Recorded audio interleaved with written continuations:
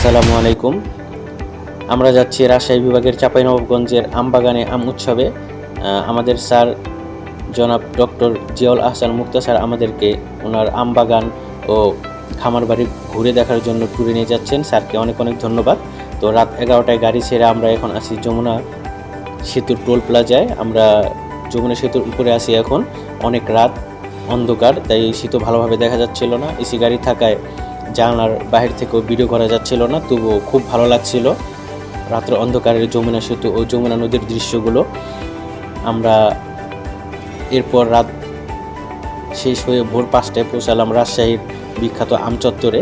আমাদের যেহেতু প্রথমবার খুবই ভালো লাগলো দেখে, রাজশাহী থেকে এবার আমরা রওনা দিলাম চাঁপাইনবাবগঞ্জের উদ্দেশ্যে।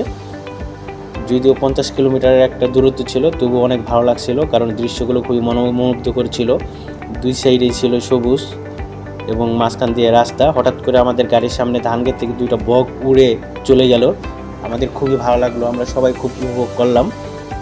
এরপরে আস্তে আস্তে সকাল হতে লাগলো। আমরা সকালে চাঁপাইনবাবগঞ্জের শহরে যে পৌঁছালাম। খুব মজার একটি বিষয় ছিল, আমরা যেখানে রেস্ট করতে গেলাম ওখানে বাথরুমে ছিল মৌমাছির চাক। এরপরে আমরা নাস্তা করে যেখানে ছিলাম আমরা ওখানে ছাদের উপরে যাই। ছাদের উপর থেকে চাঁপাইনবাবগঞ্জের শহর, চতুর্দিকে শুধু আম বাগান আর আম বাগান। আসলে এই দৃশ্যগুলো দেখে আমাদের খুবই ভালো লাগছিল, আমরা সবাই মুগ্ধ হয়ে গিয়েছিলাম।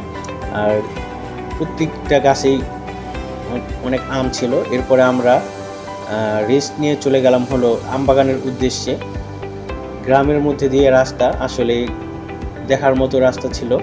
আর গ্রাম বাংলার সৌন্দর্য এগুলা, দুই সাইডে সবুজ গাছ এবং মাঝখান দিয়ে গাড়ি চলে যাচ্ছে। এই দৃশ্যগুলো দেখে আসলে আমাদেরকে অনেক ভালো লাগছিল।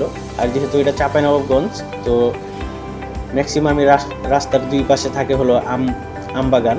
তো এগুলো দেখতে দেখতে আমাদের গাড়ি ছুটে চলেছে। আর ধান ক্ষেত, আম বাগান এগুলোর মধ্যে দিয়ে আমরা যাচ্ছি। তো আমরা সবাই অনেক উপভোগ করছি এই দৃশ্যগুলো। বিস্তীর্ণ এলাকা জুড়ে শুধু ধান ক্ষেত দেখে আমাদের খুবই ভালো লাগলো। আসলে আমরা যারা শহরে থাকি আমাদের তো এরকম দৃশ্য দেখা হয় না। তাই এরপরে আমরা চলে গেলাম আমবাগানে। আমবাগানে নেমে প্রথম আমবাগানের যে ভিউটা সেটা আমরা দেখা শুরু করলাম। এখান থেকে আমরা যে বাগানটা যাচ্ছি সেই বাগানটা এখান থেকেই শুরু হচ্ছে।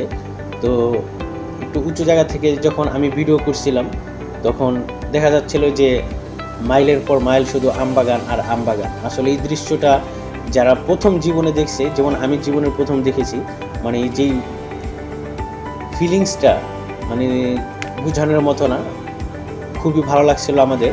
এরপর আমরা চলে গেলাম আম খাওয়ার উদ্দেশ্যে আমবাগানে। আমবাগানে যেতে যেতে আসলে আমাদের যে বাগানটা যেখানে আমরা আম খাবো সেই জায়গাটায় যেতে যেতে আরও দু একটা আম বাগান পড়লো। পরে আমরা যাচ্ছি, এটা হলো আমরুপালি বাগান। এই বাগান থেকে আমরা আম খাবো। এটাই আমাদের স্যারের বাগান।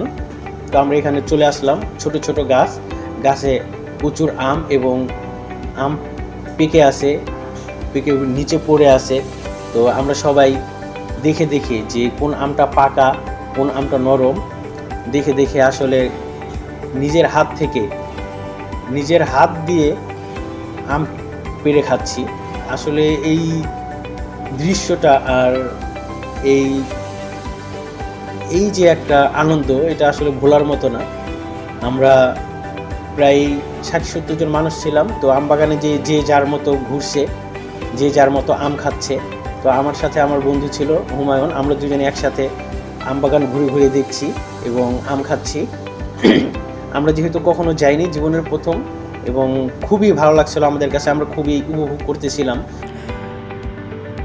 দৃশ্যগুলো আসলে দেখার মতো ছিল। হাজার হাজার আম গাছ এবং আম গাছে অনেক আম হয়ে আছে এবং আম পেকে আছে এবং আমরা সবাই এই আমগুলো নিজের হাত দিয়ে চেক করে যে কোন আমটা পাকা এটা আসলে চেক করে খাচ্ছি। এই যে একটা জিনিস, এই জিনিসটা আমাদের খুবই ভালো লাগছিল। তো আমরা অনেক মানুষ ছিলাম, সবাই আসলে যার যার মতো করে ঘুরছে আর আম খাচ্ছে। আমি আসলে দেখছি যে কোন আমটা পাকা আছে।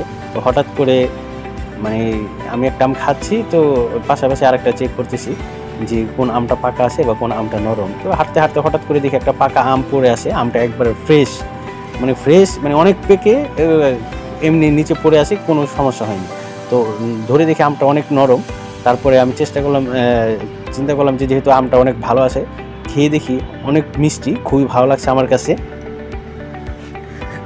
গাছ পাকা যেহেতু আম এবং কোনো ফরমালিন নেই, কোনো নাই, সমস্যা নেই। তো এই আমগুলো খুবই মিষ্টি ছিল। এটা হলো আম্রপালির যে ছোট জাতটা, এই ছোট জাতের এই আম্রপালিটা গাছ পাকা। আমরা তো আসলে গাছ পাকা আমগুলো খেয়েছি, আমগুলো খুবই মিষ্টি ছিল।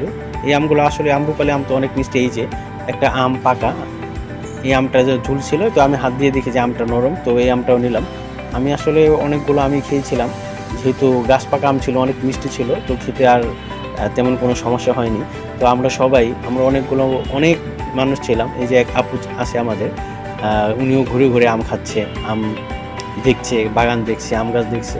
আসলে এই দৃশ্যটা আমরা সারা জীবন আমাদের শুধু শুনেছি যে রাজশাহী চাঁপাইনবাবগঞ্জ আম বাগান, তো দেখলাম, আমাদের খুবই ভালো লাগলো। এরপরে আমরা আম বাগান ঘুরে আম খেয়ে চলে গেলাম আমাদের স্যারের খামার বাড়ি, বাংলো বাড়ির উদ্দেশ্যে। তো গ্রামের মধ্যে দিয়ে আসলে দুই সাইডে ধান ক্ষেত, সবুজ গাছ এবং মাঝখান দিয়ে ছোট রাস্তা। তো আমাদের গাড়ি যাচ্ছে এই রাস্তা দিয়ে। এরপরে আমরা খামার বাড়িতে পৌঁছালাম।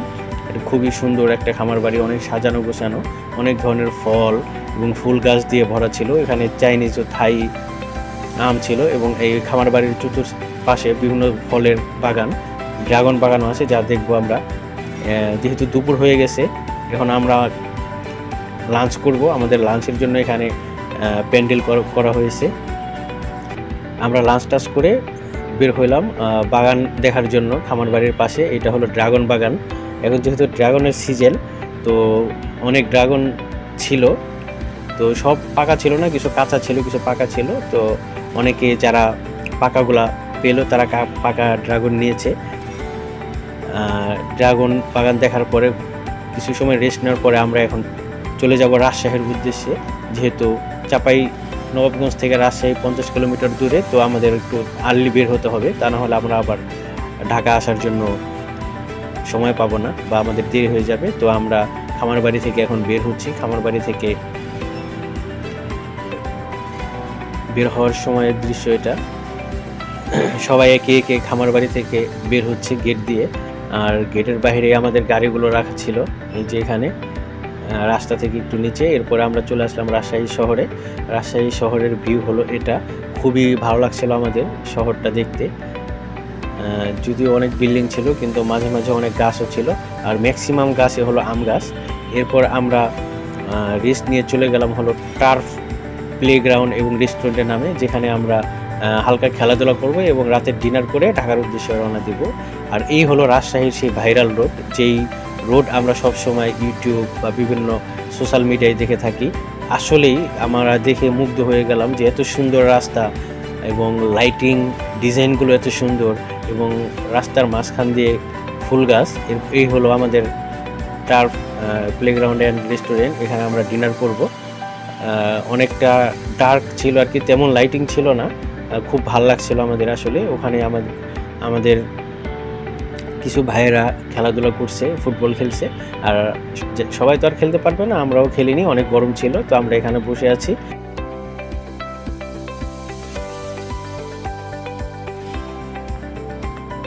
এরপর রাত 8:30 থেকে 9টার মধ্যে আমাদেরকে লাঞ্চ সার্ভ করা হলো। আমরা লাঞ্চ করে 10টায় 10:30টায় ঢাকার উদ্দেশ্যে রওনা দিলাম। এই ছিল আমাদের চাঁপাইনবাবগঞ্জ আমবাগান ভ্রমণ। ধন্যবাদ।